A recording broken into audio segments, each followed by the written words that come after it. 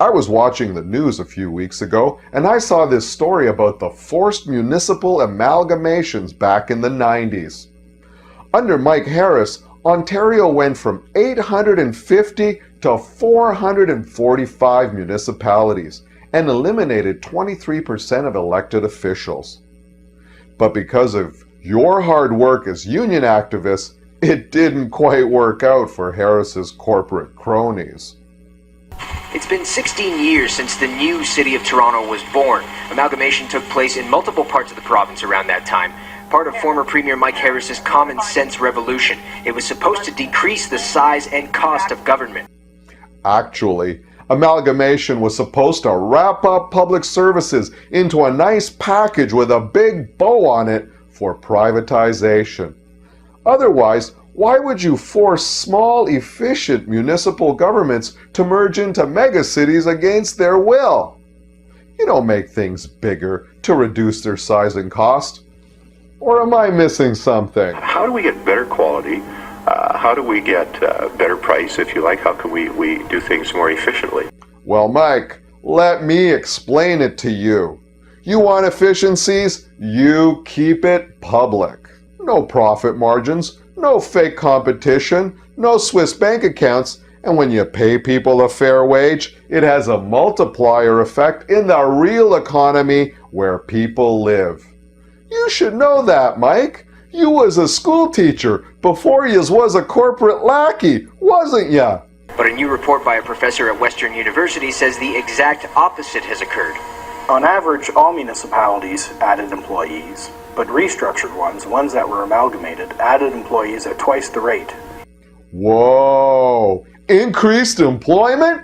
Awesome! So why is this guy saying it like it's a bad thing? Isn't he like a professor or something? In the 15-year span before amalgamation, municipal governments added over 39,000 jobs, a 24% growth.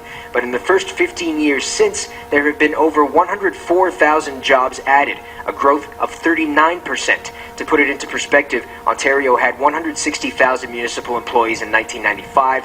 Now it has 270,000. Wow! From 160,000 jobs to 270,000 jobs?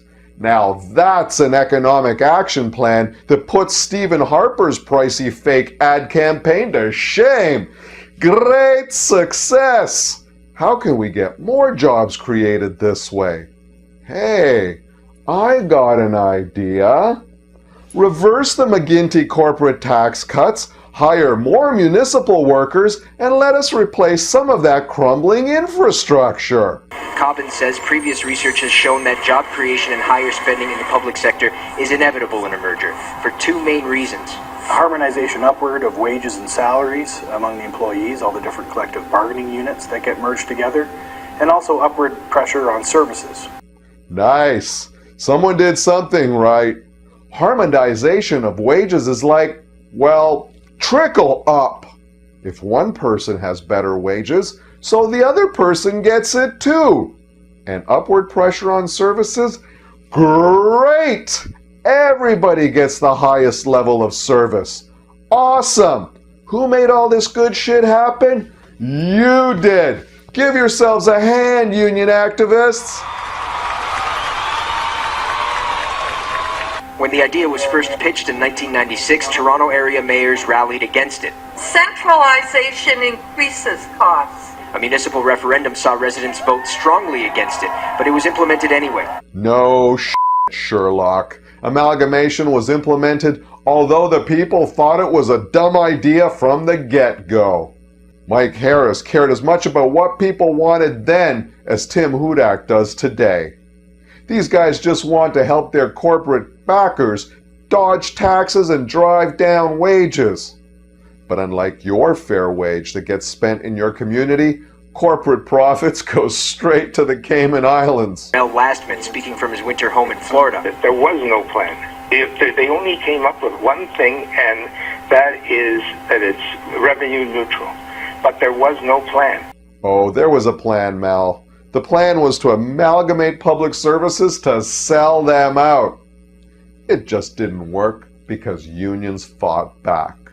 So enjoy Florida, Mel. Take a little side trip to the Caymans. Hey, go shopping with a missus or something.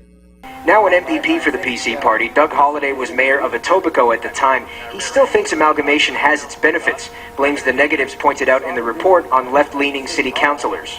To expand government services and to expand the bureaucracy and to increase the size of government as opposed to downsizing. Doug Holliday was the cheerleader of mayors for amalgamation. Kinda sad, really.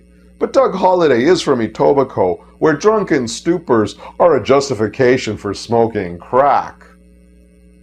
Asked to comment on the Western Report and effectiveness of amalgamation, former Premier Mike Harris offered a one-line response to Global News over email. Quote, "You can lead a horse to water, but you can't make him drink." Mark Carcassel, Global News. Damn straight, Mike. Nobody but a right ass would drink your Kool-Aid. Union activists saw through your horse scheme from the get-go. So mind your own business, Mike. Shut up and enjoy your payoffs for sitting on corporate boards. Keep emailing your media buddies and getting your fat check from a law firm, even though you never even went to law school. We've heard enough from you already.